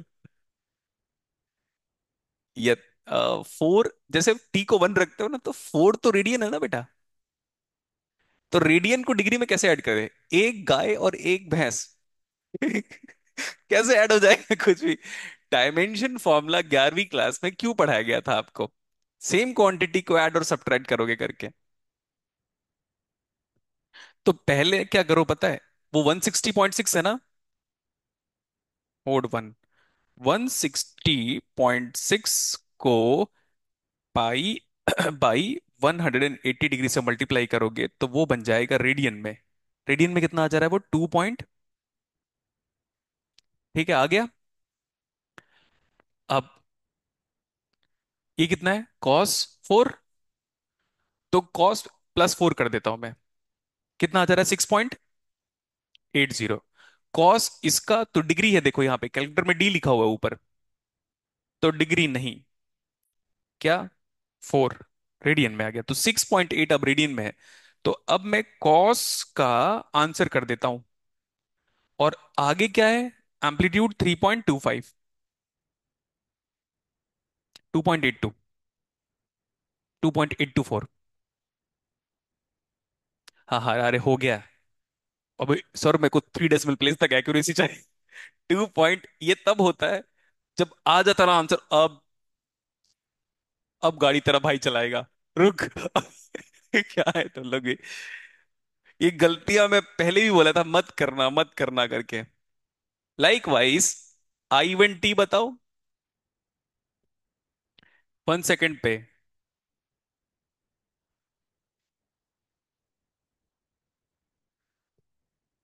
तो cos 4 19 डिग्री को कन्वर्ट करना पड़ेगा, 0.338।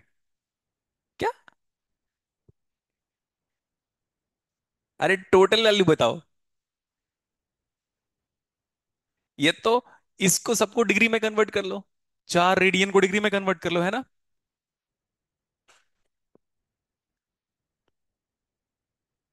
तो वो आ जा रहा है 19.4 into pi divide by 180 degree, ये हो गया इतना radian. 4 - of answer is wait cos of answer into 3.9 -3.38, -3.38, ठीक है। Minus of 3 point. कैसा लगा क्वेश्चन? कहां तक एरर हो सकता है? एग्जाम पे इतना लेंथी न्यूमेरिकल नहीं आएगा बेटा। बट ये साले लेंथी न्यूमेरिकल क्यों करा रहा हूं फिर मैं? पेशेंस बिल्ड होगा इसका, कैलकुलेशन चेक हो जाता है। तो फिर अब आ गया सारा आंसर। स्टोर्ड मैग्नेटिक एनर्जी, वही पूछा होगा, चेक करना।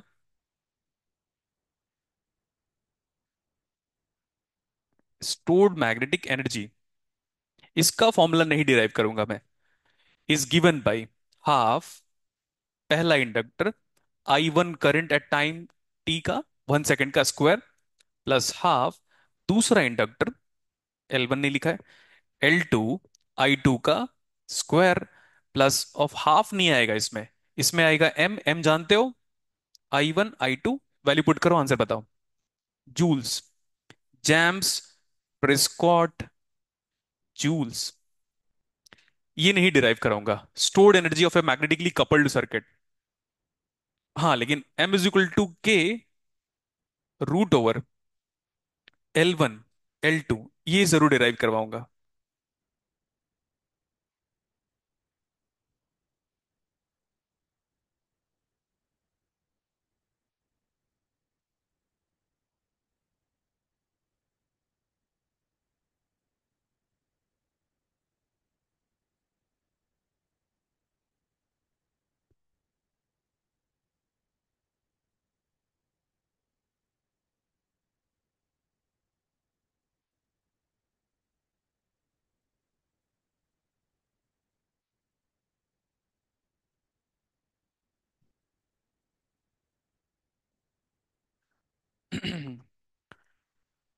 बेटा कोइफिशिएंट ऑफ कपलिंग कैसे निकालोगे? m = k √L1 L2।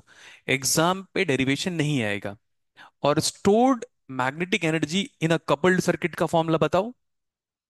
Half L1 I1 square, half L2 I2 square, plus of m into I1 into I2। 15 point. यार इसमें तो कुछ और दिया हुआ है।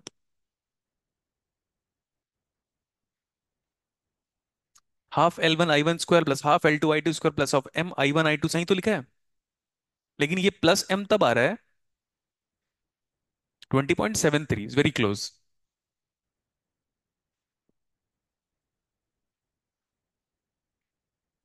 अलग अलग स्कूल से हो ना तुम लोग। और क्या कहूं बताओ अभी। जी यहां तक सेम है। हाँ, कैलकुलेटर का एरर बोल दो।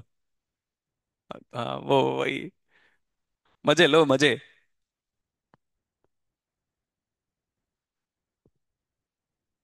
ये बताओ, क्वेश्चन दे दूं एक, सेम काइंड ऑफ न्यूमेरिकल। ये तो मैंने करा है, तुमने क्या किया? मतलब समझा है? अगर समझा है तो प्रूफ दो। I'm forwarding you this numerical. You just have to try by yourself. If you try by yourself, you'll be getting the result. And if result comes out to be the same, that means you are proceeding in the right phase. That means you gain all the concepts.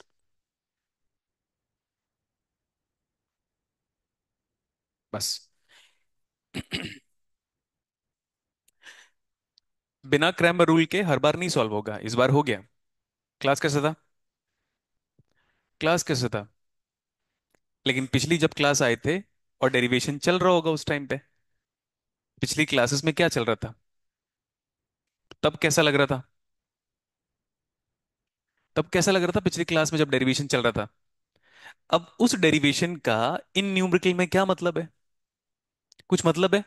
लेकिन हाँ, वो numerical आपको emotionally समझा दिया है कि अच्छा flux का डायरेक्शन सेम होगा, एडिंग नेचर होगा, प्लस एम आएगा। और आप ये भूल गए, जो कोर नहीं है उसका, कोर का मतलब है क्या बोलना चाहिए उसको बेटा? कोर को क्या बोलोगे आप? जिसके अराउंड वाइंडिंग किया था हम लोगों ने। फेराइट कोर मान ले, वो आयरन से बना होगा। मैग्नेटिक मटेरियल होगा जिसमें म्यू आर एक्सट्रीमली हाई होना चाहिए। नहीं क्या? म्यू आर क्या होना चाहिए? एक्सट्रीमली। ये फॉर्मूला कभी बोर्ड पे लिखा था मैंने, अगर नहीं लिखा तो देखो एक बार। एल का नाम क्या है? Self inductance. Mu naught, mu r, N square A by L. यही था फॉर्मूला। Inductance of a solenoid, mu N square A by L. हाँ सही लिखा हुआ है, mu N square A by L. ये फॉर्मूला याद रहेगा ना बेटा? तो एल को बढ़ाने के लिए हम किसका सहारा ले रहे हैं? हम्म, भूल गए आप। फिर भूल जाते हैं, हर चीज भूल जाते हो यार। एल को बढ़ाने के लिए किसका हेल्प ले रहे हैं हम? नाम क्या है इसका? मैग्नेटिक। अच्छा अच्छा, तो ओवरऑल रिलेटिव ठीक है, बट नाम क्या है? Magnetic permeability.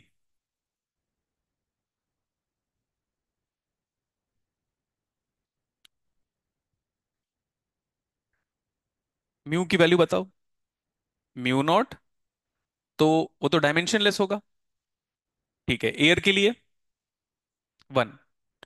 और ये म्यू आर, फेराइट मटेरियल का मतलब आयरन से ही बना होगा। मैं मटेरियल साइंस का स्टूडेंट नहीं हूँ। F double R I T. बाहर का कोई स्टूडेंट होता ना, मान लो अगर मैं ओवरऑल पूरे इंडिया को पढ़ा रहा हूँ, अरे इसको स्पेलिंग ही नहीं आता, क्या ही पढ़ाएगा ये। बेटा क्लास में बैठ एक बार, तेरे टीचर को भी गलत साबित कर दूंगा, है ना। लेकिन वो बेचारा अभी क्या बता, जैसे अभी होगा ना उधर लाइव क्लास, उधर जब से स्टार्ट होगा, तो ना लोग बहुत जजमेंटल होते हैं। आप लोग को फर्स्ट क्लास कैसा लग रहा था? फर्स्ट क्लास अच्छी लगी थी? फर्स्ट क्लास में इंप्रेस हो गया था? वाह, झूठ बोल रहे हो, झूठ है सबके सब। फर्स्ट क्लास में अगर इंप्रेस होते तो अभी की क्लास कैसे लग रही फिर? हाँ। अब देखो, म्यू आर क्या है फेराइट के लिए? ये बहुत हाई होता है, 2000 से भी ऊपर होगा। तो 2000 टाइम्स इंडक्टेंस की वैल्यू को बढ़ा रहे हो आप। और ये फॉर्मूला मेरा नहीं है, ये क्लास 12 की एनसीईआरटी में फॉर्मूला देख लोगे आप। समझ में आया? तो एल मैन्युफैक्चरिंग पे डिपेंडेंट है, हो गया। और म्यूचुअल इंडक्टेंस वो आपके फ्लक्स लिंकेज पे डिपेंडेंट है। और एल किस पे डिपेंडेंट है? मैन्युफैक्चरिंग पे डिपेंडेंट है। तो म्यू आर। हाँ अब देखना, अगर हम पीछे चले, अच्छा वो तो मिट गया था लाइट जाने की वजह से। इधर एक डब्बा बनाया था, वो किसी ना किसी फेराइट मेटल से बना होगा। उधर एक डब्बा बनाया था, वो किसी ना किसी फेराइट मेटल से बना होगा। इसकी गारंटी दो कि दोनों आइडेंटिकल होगा? नहीं दे सकते आप। सेम कोर नहीं है, वही आपके टीचर पढ़ाएंगे, वो बता नहीं पाएंगे सेम कोर का क्या मतलब है। अभी मैंने डिफरेंट डिफरेंट कोर्स में वाइंडिंग की है, समझ में आया? तो ये डिफरेंट कोर में हम लोगों ने वायर की वाइंडिंग की है, वायर को लपेटा है, और L1 बनाया है, L2 बनाया है, N1 बनाया है, N1 टर्न्स और N2 टर्न्स। हर बार सेम टर्न्स नहीं होगा। नेक्स्ट क्लास में क्या होगा पता है बेटा? सिर्फ सुन लो। देखो, डब्बा, अरे पढ़ा होगा इसको बीडब्ल्यू में। अब सेम कोर है, तो वो साले टीचर, साले नहीं गलत हो गया, वो जो साले टीचर है ना, वो ऐसे करते तो हैं, लेकिन बता नहीं पाते वो दो लाइन खींच क्यों रहा है करके। एलेक्जेंडर साडोकी में वो दो लाइन तब खींचा है जब इसको पढ़ा दिया है तब। ये होता है पढ़ना, ठीक है। एक बुक पढ़ने से बहुत कुछ सीख सकते हो, और उन लोगों को पढ़ाना है पूरी जिंदगी में एक या दो ही सब्जेक्ट, बहुत कम चेंजेस होते हैं। तो भाई 2 साल लेकर एक बुक कंप्लीट कर ले। ये क्यों आ रहा है पता है, पैरेलल लाइन। लेकिन इसके पहले जब हम न्यूमेरिकल कर रहे थे, हाँ, यहाँ और पीछे, और कोई न्यूमेरिकल किया था ये देखो, यहाँ पे ऐसा आया? नहीं आया। क्यों? क्योंकि अब तक सेम कोर नहीं था। मैं वो बातें बताऊंगा बेटा जो मैं जानता हूं, जो मल्टीपल्स बुक से पढ़ा हूं। आपको बस पेशेंस रखना पड़ेगा। आप गेट एग्जाम के क्वेश्चंस में एरर निकाल दोगे। ठीक है, क्लास ऑफ करें? How was the class?